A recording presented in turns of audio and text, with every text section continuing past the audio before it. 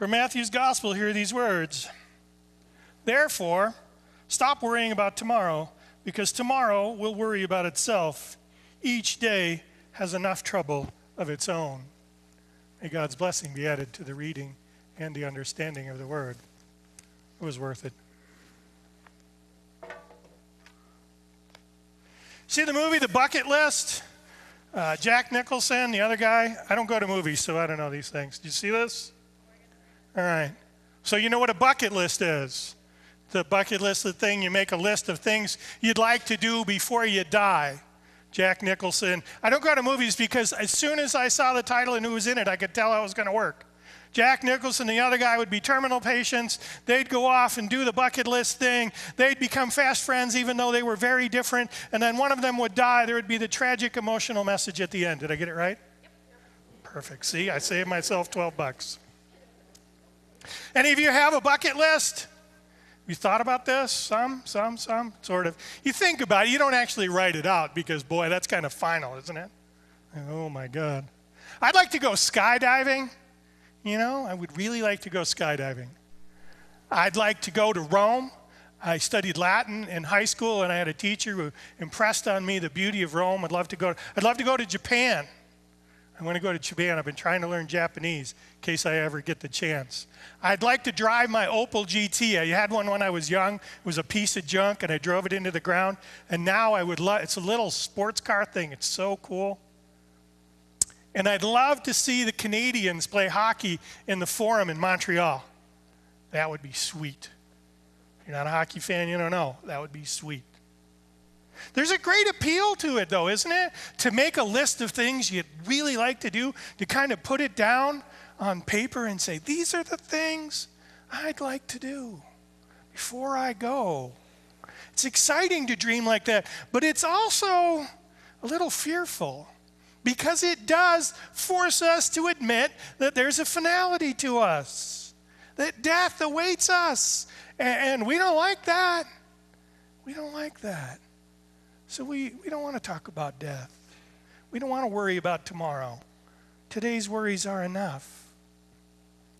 Among my ministry colleagues, and I'm going to go spend some time with a bunch of them this week, the bishop has called us up in the mountains for a retreat, and so I'm going up. And among my ministry colleagues, a lot of them are of the opinion that the United Methodist Church is dying, that we don't stand a chance. You know, and the standard joke now is someone will be talking about the future of the church and our pension plans, and then, you know, I jump up and go, iceberg, right ahead, because we're on the Titanic. Come on. It's another movie I never saw, but I know all about it. Culture. 40% of 20-somethings say they could care less about religion. They just want to opt out. We were talking about this Wednesday night in our class about this group and why they don't want to be here and what it is about the church. They like Jesus. They like what Jesus says, the teachings, the lessons, the connection. They like the message. They just don't like Christianity. That's a tough thing to overcome. It might be the death of us. Perhaps we need a bucket list, things the church wants to do before we... No. So looking through the church history, this church closed 1919. It had started for a while, and the minister got discouraged and closed the place. Could happen again. It's been tough. I've been reading through the history, and there's a whole folder of stuff that was left for me, and I'm looking at that.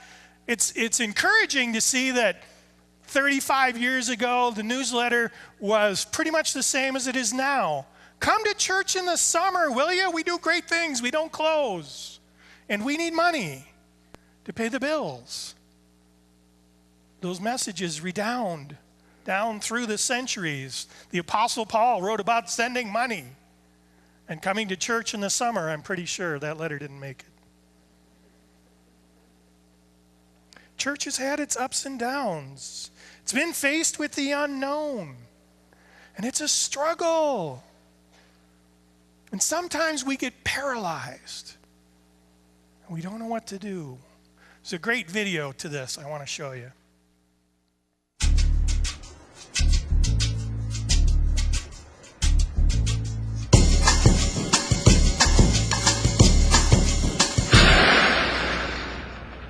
Whoa, that's not good. Oh, I don't need this. I'm already late. Somebody will come. Anybody out there? Do you have a phone? No. Sorry. Somebody! Hello? There are 2 people stuck on an escalator and we need help. Now, would somebody please do something?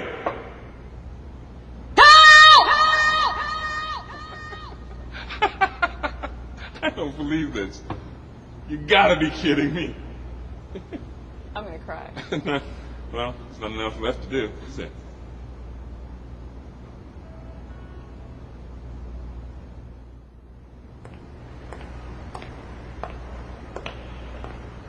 Hello? Hey, don't worry about it. I'll fix it in a second. He said he could fix it. All right. All right. That's more like it. He says he can fix it.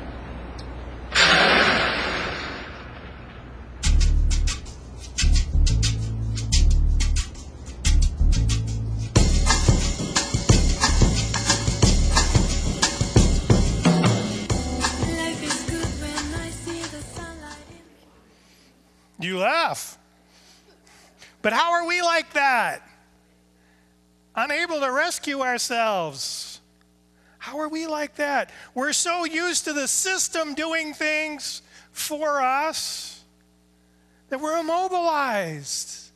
We can't move. No up, no down, because if it's not moving, I can't. How are we like that? As a church, as Christians. It's a story of a minister who was getting air conditioning put into the sanctuary, and the air conditioning technician came out and was looking over the square footage and the space and started to give him a bid, and then he said, no, wait, that's not right. Those numbers are for a theater. How theater? How the minister, theater? How is a theater different? The air conditioning technician said, well, in a movie theater, there's a lot of excitement and people's blood gets going and their heart rate goes up, so they create more heat. And so you need more air conditioning than in a church where those things don't happen.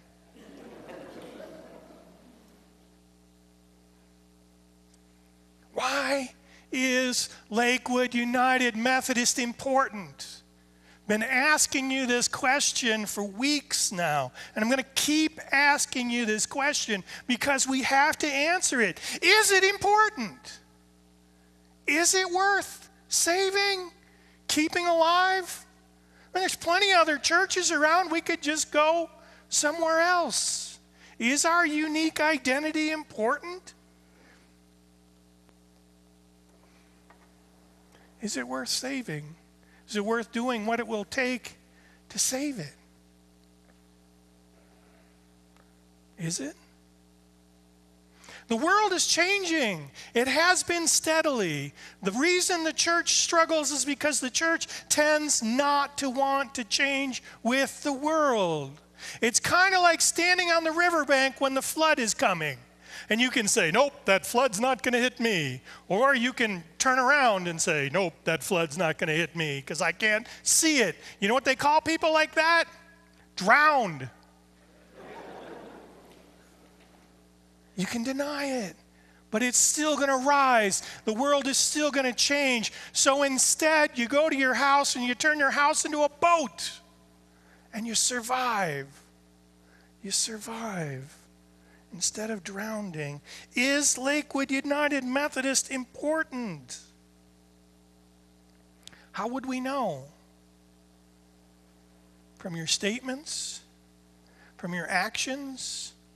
From your giving? How would we know? Church has been running on deficits for the last 6 or 7 years now. budget deficits. We got 2 years left, tops. And then drastic things have to happen. The water's rising. And things will have to change.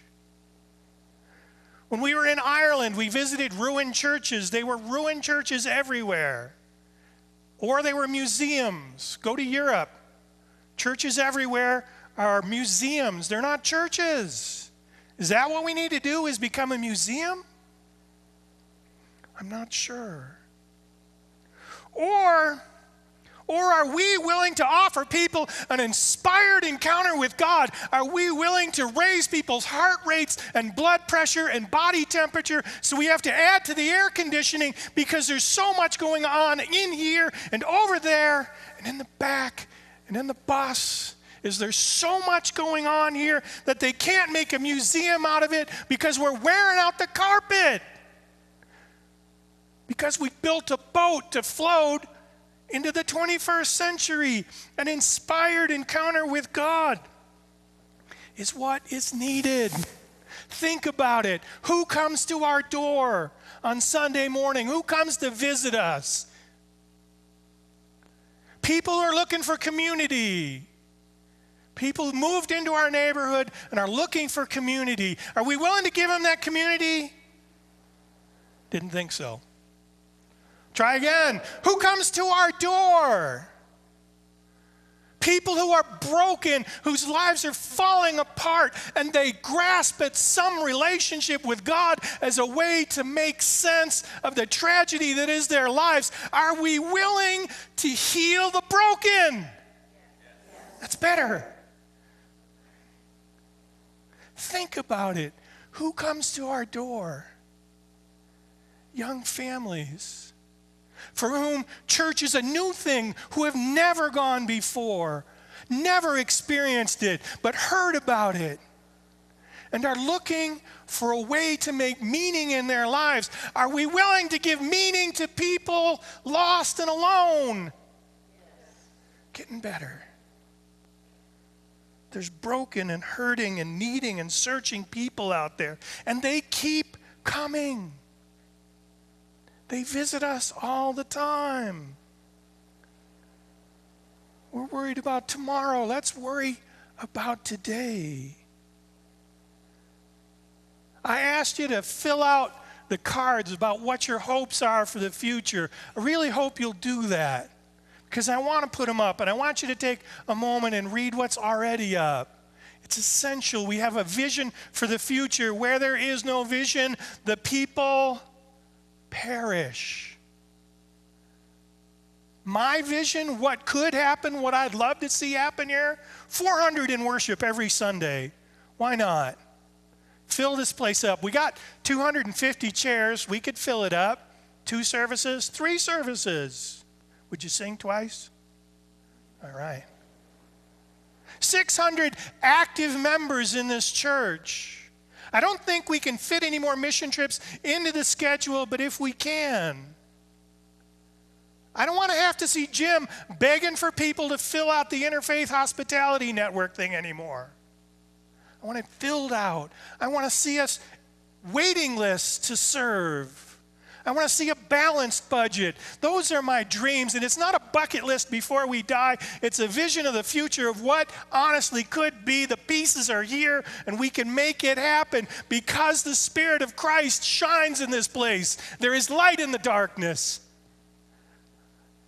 and the darkness cannot overcome it. But first, next week, you got to bring in those cards with pledges on them. And it's money. And I don't know what's more frightening, Halloween or talking about tithing to Christians. But we need to step up in order for our church to go forward. First, we become whole. Then we become holy. For us, for the ones who are waiting to come in. Will you pray with me? Gracious God, let your Spirit, your life, and your love come into this church that we might become whole in our own lives, in the life of our church, that we might become holy and a light shining, so that those who are in darkness know they can come here and be welcomed and healed and loved. In the name of Christ, amen.